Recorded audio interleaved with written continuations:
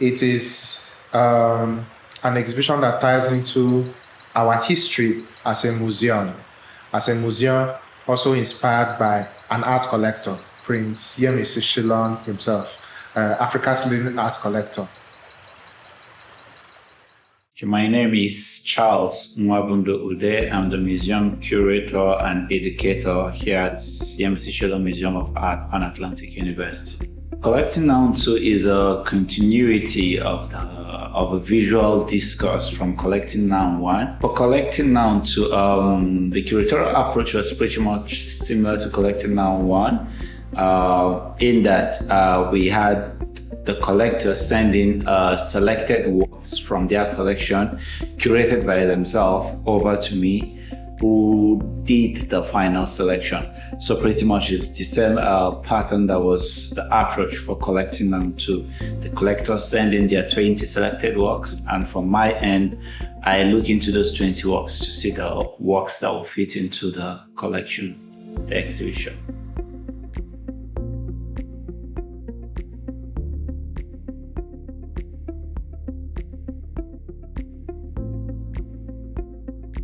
It's very interesting when you have a body of works from the collector himself, or they have been curated by the collector himself or herself, and you begin to see into the mind of the collector the particular type of works the collector is interested in starts to manifest, like in the collections of Mrs. Ifeyinwa Momah. We have the tilting of her collection towards women. Over 90% of the works have images of women or are from women artists. So I felt, okay, this collector's interest is in women. And you look at Odunsi's collection and you see a very strong presence, the concept of family and what family should be, or what family is, or who are family. And you move to Nonso Okpala, and there's a very wide, broad approach to that, because he is into the industry himself, owns a gallery, and so you see that he's a bit wide on the type of artworks he presented. However, you're able to see a very strong presence of modern Nigerian art, contemporary Nigerian art, and the art of the present generations, all being put into the exhibition. And so it gives a sense of promoting the art of the nation as it is. Then you move to Bimpe Nkontchou's collection. You see a very strong prevalence of photography, of picture making, because of the works of Malik Sidibe, of Wenyinga Ofo, and the likes of that. Very little huge works were there, but I think one of the things I pick from her works is the concept of having a discussion about society and of culture and of fashion, what's in vogue. And we move from that, we see the works of Yemi Akinsanya, and then you see an in-depth taste towards craftsmanship and uniqueness. So a lot of artworks there are tilted towards the ability of the artist to represent figural representation as much as possible, or as strong as real can be. So hyper-realism and the likes of it. And also you see other artists whose artworks speaks to originality. They seem to not have the possibility of being repeated or having been done by other artists. So a very unique approach in, representing, expressing themselves. And you come to the last collector, whose works is heavily on heritage and antiquity. We're talking about Yemi Ogunbiyi, whose collection is generally on African art, African traditional art. We're talking about Gelede mask, the Baga figure, the Chihuahua mask, and a couple of other contemporary works that have that taste or that African perspective to it. If there's a moment during the curating process that stood out to me, it's going to be during the selection period, because a lot of the works that the collectors send in are very good works. And when I mean good, not in the sense of layman's sense of good, but from a critical perspective, someone who has been in the art space for years, and you know the quality of works are very depth. But making a choice of which work goes in and which works have to stay back becomes a bit of a dicey decision. You have to give reasons to yourself also, and why you think this work should not go into the exhibition and why you think this other one should. So I think that's a defining moment to me as a curator, and generally curating, collecting now, that making a pick out of what have been curated by the curator becomes by the collectors becomes a bit of dicey to me. So it doesn't come out as me being too too pushy on certain works and too accepting on the others, but practically to give reasons why this work has to go in and why this work has to stay out.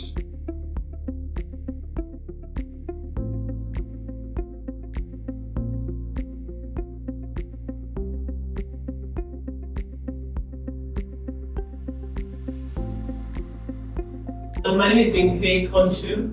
I'm a lawyer, I'm a wealth advisor. My name is Olufemi Akinsanya, and I lead the relationship management team at ARC Insurance Brokers. Dami Sarumi. I'm an art dealer and venture capitalist. My name is Ifeyinwa Momah. I am a lawyer and insurer. That's what I do for a living. My name is Shyllon, and I'm part of the MSAC in Pan Atlantic University. My name is Bayon Lelawa. I'm the managing director of One Brick Investment Limited, a real estate investment and development firm.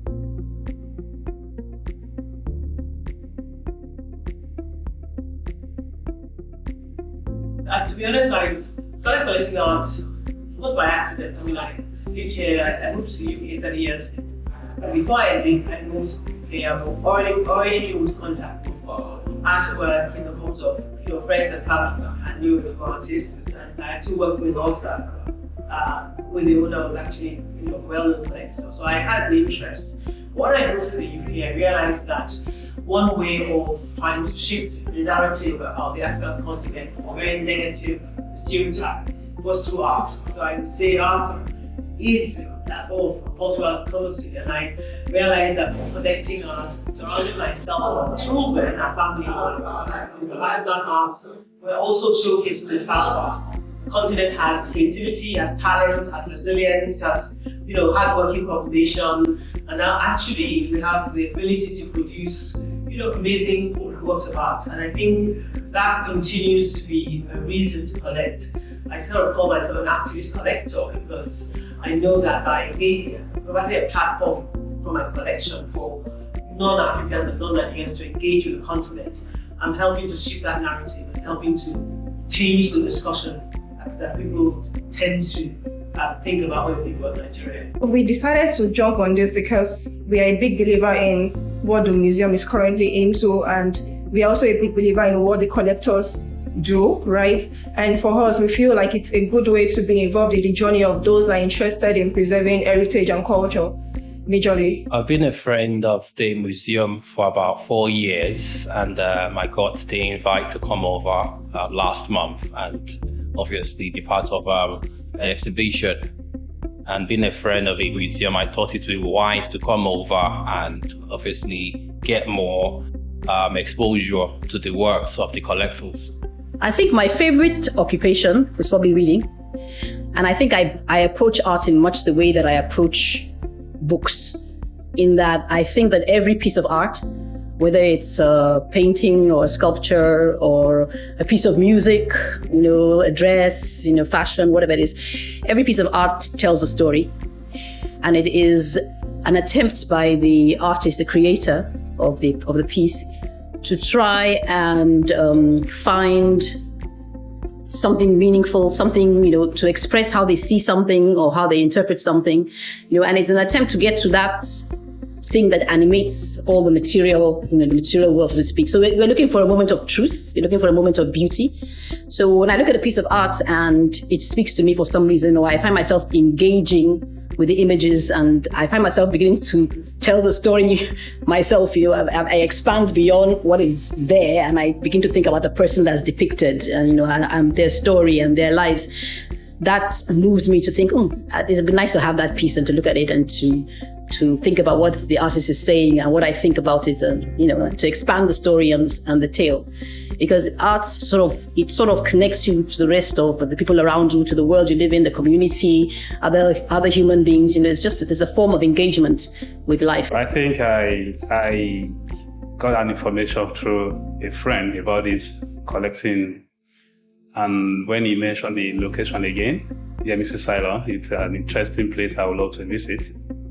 And that's what prompted my attention to okay, don't worry, I'll be here. And also because I'm a art lover. I love art, I love collecting art. So that prompts the idea of me trying to make it here today.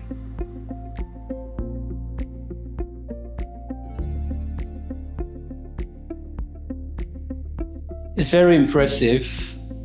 I returned to the country permanently last year, and I've been to quite a few exhibitions where you see collectors showing their work, and this for me is very, very comprehensive.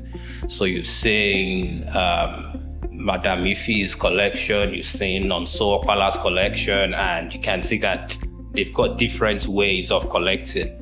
And obviously the tour as well from the art historian gentleman gives us a more in-depth insight into the stages of collecting and the way collectors tend to collect their works. And I was really, really happy to see Bimpe Nkontchou's work as well. I mean, I lived in England for over 2 decades, so seeing a diasporic collecting, because she feels like our works explains reasons why the prejudice about Africa, those works obviously correct those prejudices, and is the reason why she collects those sort of works resonates with me as somebody who has lived in England for so long, and now and the UAE as well, and then I returned to Nigeria. You see, having to be here and you see different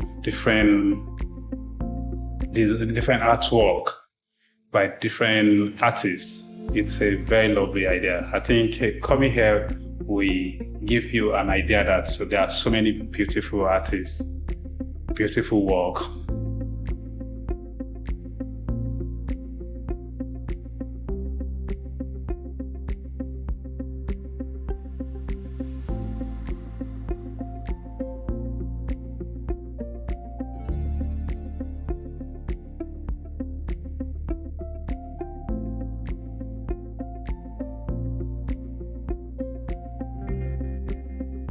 Coming here to give you your background.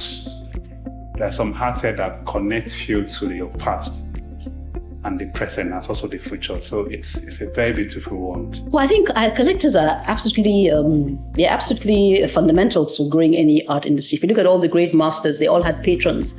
They all had people who were there collecting their works, even when they were not famous, when they were not particularly looked upon in any kind of way. And it is, see, for a person, a creative person, right? The idea of being a creative person or being an artist is that you have this unique vision. And quite often, other people don't see what you see. And they may not see it for 20, 30 years as you are toiling away in obscurity. When you find a patron, somebody who wants to buy your art, who wants to collect your art, that person helps to put you on a stage, on a public stage. And it gives you the resources to stay true to your vision, to not have to compromise to any kind of commerciality that cheapens what you see or in any way blights what you see and makes it more commonplace and ordinary. So collectors are really important to giving artists the opportunity to develop in the way that they want to without having to either starve or just say, you know what, this is too hard, I give up. Well, I think collectors are becoming archivists, especially those who have been collecting for a long time, because they're suddenly being able to present the history of a particular style of art or artists. And that's important because often, where they're missing gaps, people don't sort of understand why these artists are doing this particular or what the previous influences are. So that's one. But I think secondly, there is an art market, and obviously collectors are helping to generate and keep that market active.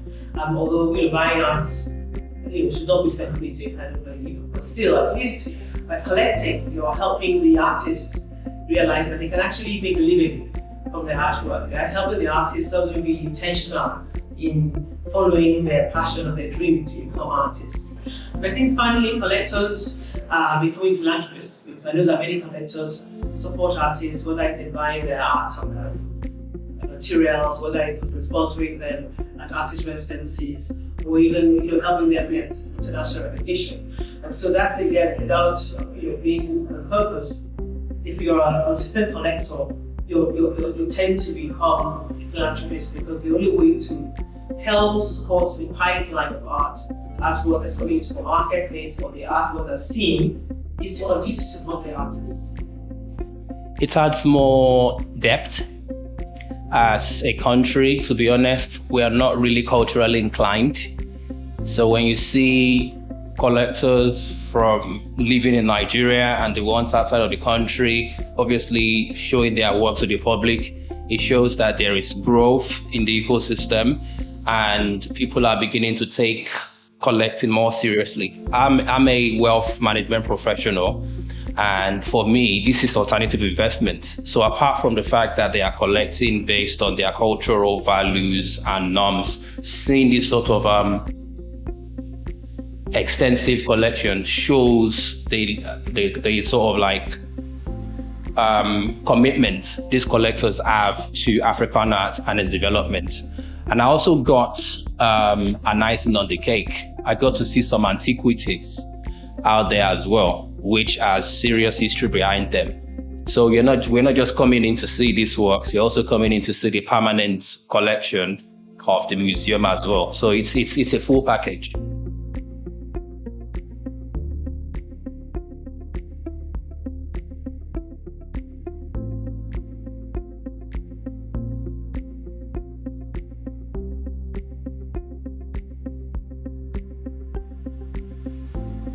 I think that there's so much amazing art being produced everywhere, and in this particular instance in Nigeria.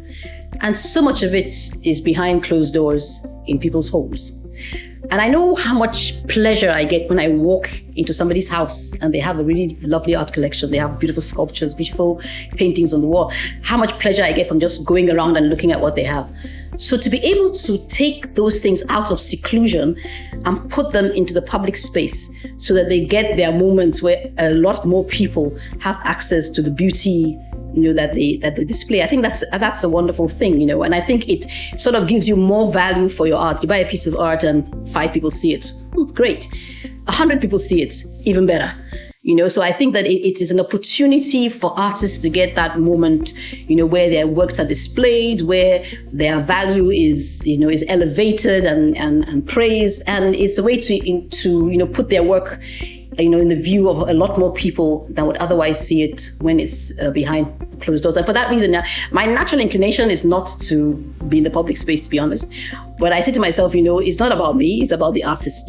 Let their work be out there. Let people see them. Let people enjoy them. Let people see what we can do in Nigeria. Nigerian artists are absolutely amazing. And if they're all locked behind private walls and doors, then really, what's that about? I would say that the Institutional Museum is doing a great job in actually showcasing modern African art, traditional African art anyway, because we have limited public spaces for people to see and engage. So this space has become quite important for lovers of art, for students of art and art history, students of African history to come and see and engage.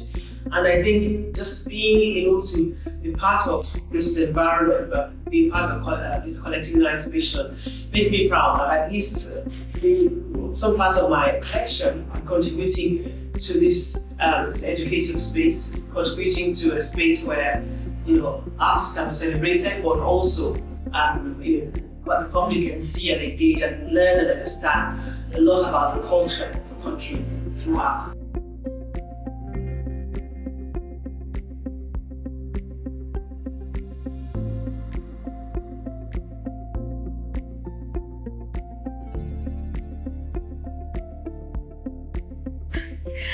There's so many things. when you buy a piece of art, at the time you buy it, you may engage with it in a very different way from which you engage with it 10 years later. So, for example, this piece, the moment I walked into the gallery and saw it sitting there, I thought, oh my God, I have to have that. And the reason then was I thought it was just elegant. I thought the form, the way her body was turned, the way the line of her neck, I thought this is just an elegant piece of sculpture. And then I loved the people on her head. I loved the color. I thought it was powerful and beautiful. I took it to my house, and maybe some 4 or 5 years later, I was engaged with it slightly differently, because at that point, as I was telling some of my staff, consider her to be juju. So they don't like her. They don't like going near her. They don't want to clean her. And I constantly find myself having to defend her, against their fronts. And in many ways, I now engage with her in a very different way. I think of her now in the way we think of women a powerful woman who is constantly having to validate herself too, and that's what she now epitomizes to me. So art is something that's constantly changing. Art is essentially a story. You come to it at the beginning, and it constantly keeps on moving. And as your life moves, and as your engagements move, and as the way you see the world moves, so your engagement with that piece of art keeps developing. And that's one of the beauties of art. It is something that can take you throughout your whole life as you engage with it in different ways, depending on what's going on within you. Quite outside of what the artist was trying to create, I think that was Ifeyinwa Momah. I really loved her collections. It was really female centered. That was the first thing I said when I saw it. It was just seeing different women in paintings and everything. It just really inspired me. I think when people think about African arts, they really have this what should I say, in a box mentality of how it looks like. But coming here today and seeing the artworks, I'm just seeing different art styles that I'd never think of when thinking of African art. It really helps. I really think that in the future I want to get into collecting. I was telling someone that I really want to become a collector, because it really helps African artists. There are so many artists that if they listen to their parents, they would probably not even produce anything at all. So I want to contribute to that. Coming here, there is a lot of beautiful art that I've been able to see today. But something stand out for me, coupled with this is an artist I have an idea about before. That's Adewale John, Face 2023. It's a beautiful art. I love it. And there's so many other beautiful arts here today.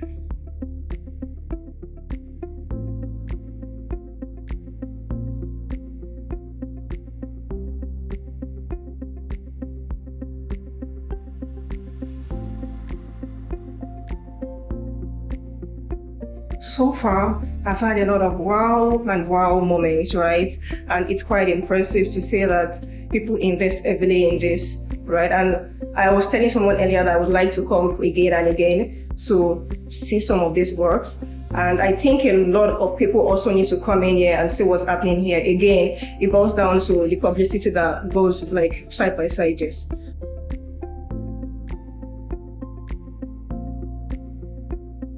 Supporting the art for us is being a part of the culture, being a part of preserving heritage, right? For us at ARC, we have different mix of clients, right? And this kind of risk is also not strange to us, right? So it then means that reach is wider in terms of the kind of people we support and the kind of businesses we believe in. Here at the Shyllon Museum, we are very, very interested in how we can continuously engage different classes of audiences. Okay, we have a very wide audience. Our primary audience are young people, but we understand our place in the art ecosystem. So we set out to do this exhibition as a series of exhibitions to engage with collectors, right? We saw the need to make private collections accessible to the public. So access is a very important element of this vision. Most of these works are just stuck in the homes of these collectors, and we felt that making them accessible to the public will make them more meaningful. Will position these works to make an impact on people who rarely would not see these works, who would rarely see these works because they don't have access to the collectors.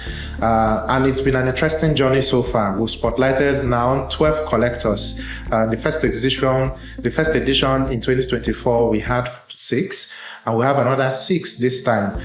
It's something we want to keep going to bring the thousands of the works that have been collected by these private collectors in our space for people to see what contemporary art collectors are doing, what is inspiring them, how they are preserving our culture, our heritage, curating our stories, basically. So, and it's an interesting vision for the art ecosystem, for people who are in the art world, and we feel it can make an impact on our audience.